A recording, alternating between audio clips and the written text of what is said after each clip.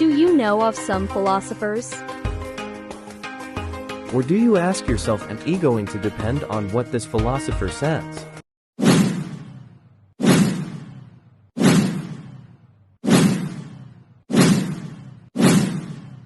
Should Batman kill the Joker?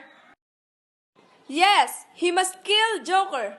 He must kill Joker. He must kill Joker. Yes, he must kill Joker. That's right, Batman. You just have to kill me. Without me existing, the problem won't exist too. No, I won't kill you. That's definitely out of my principle. People of Gotham City, your Dark Knight can't help you because he is too good to kill someone. Let's just meet some other time when you heard an explosion. That means I am still here. Ho ho ho ho! Oh, I think Batman and Joker's issue is such a big deal. What do you think about that? Do really this Kantian is ethics? Regardless of what Joker does, there are some lines that good people do not cross. But for Batman, killing definitely falls on the wrong side of that line. But let's be real here. Joker is never gonna stop killing. Sure, Batman may have thrown him back, but we all know that he's gonna get out. He always gets out. And once he's free, he will kill again and again and terrorize. And when he does, won't a little bit of that will be Batman's fault? Well, you have a good point. Batman has been in a position to kill the Joker 100 of times. He has had the power to save anyone from ever being a victim of the Joker again. And that's the question. If you have the ability to stop the killer, and you don't, are you morally pure because you didn't kill, or are you morally dirty because you refuse to do what is needed to be done?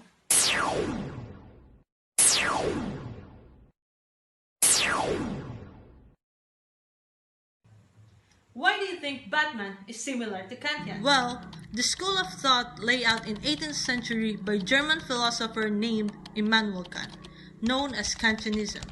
Pretty straightforward. More precisely is absolute. Kantianism is defined as a branch of philosophy that follows the works of Immanuel Kant, who believe that rational beings have dignity and should be respected. And that Batman tries his hardest to stick to his code no matter what. But there are other ways of looking at ethics. Like, instead of focusing on the intent behind our behavior, what if we paid more attention to the consequences?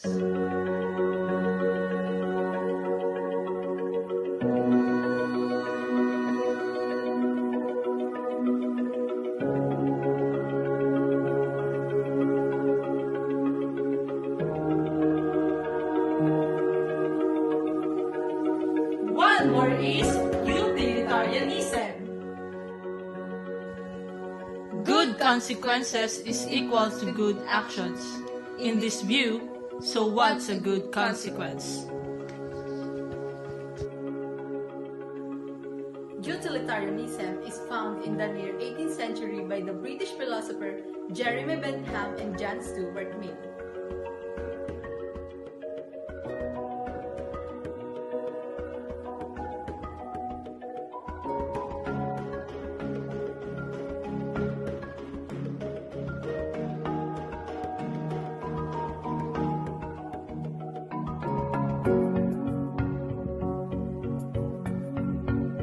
Jeremy Bentham was a philosopher, economist, jurist, and legal farmer, and the founder of modern utilitarianism and ethical theories, holding that actions are morally right if they found to promote happiness or pleasures, and morally wrong if they tend to promote unhappiness or pain.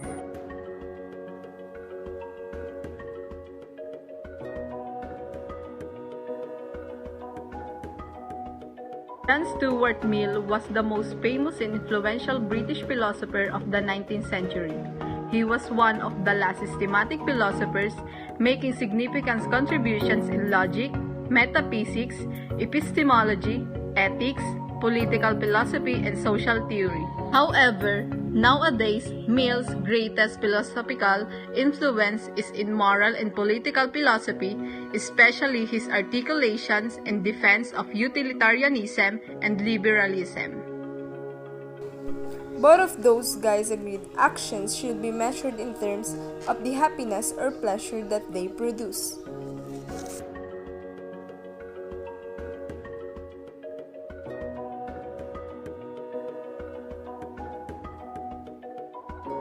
You study to get a good grade.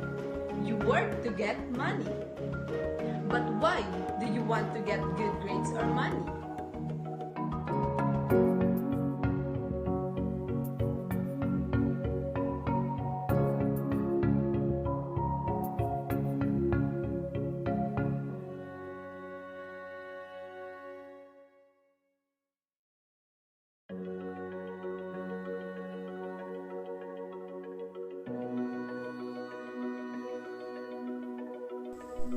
There are different answers that we could give.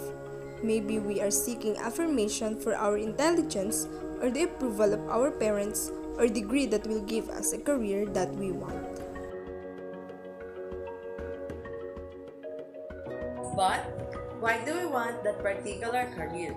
Why do we want approval?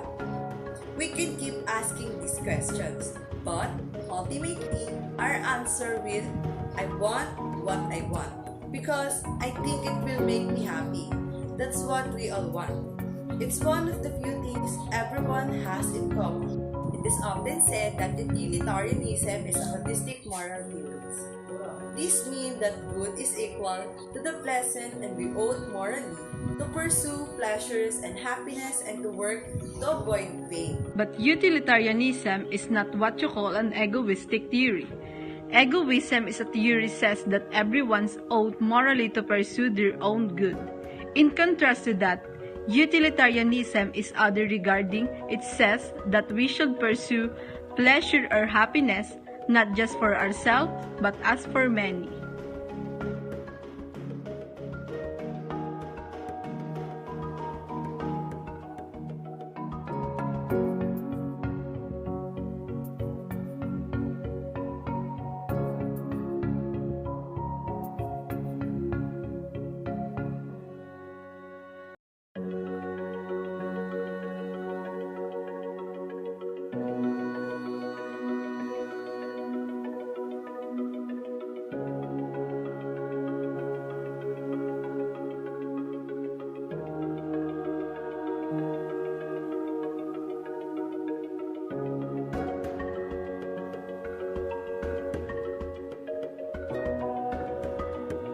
Like when it's your birthday, your family say you can choose any restaurant you want. The thing that make you happy is Thai food, but you know that will make your family miserable. So, when we choose Chinese food, which nobody's favorite but everybody may do, then you thought it utilitarianism. You choose the actions that would produce the most overall happiness for the group, even though it produces less happiness for you than others' alternative would have. Problem is for the most past where all our own biggest fears which can be freeloaded of bias and favor our own interests. This is unnecessary a bad thing carrying about yourself as a good way to promote survival. But when morality is concerned, utilitarianism argues as special as you are nowhere special than anybody else. So, your interests count, but no more anybody else. Now you might say you agree with that. I mean, we all know one to take yourself as being generous but selfless. But even though I'm sure you're totally a nice person, You have to admit that things seems more important. So, utilitarianism suggests that we make our moral decisions from the position if a benevolent disinterested spectator. and if you ever decide to follow utilitarianism, you have two options: act utilitarianism or rule utilitarianism. But at the end of the day, it is you who will decide.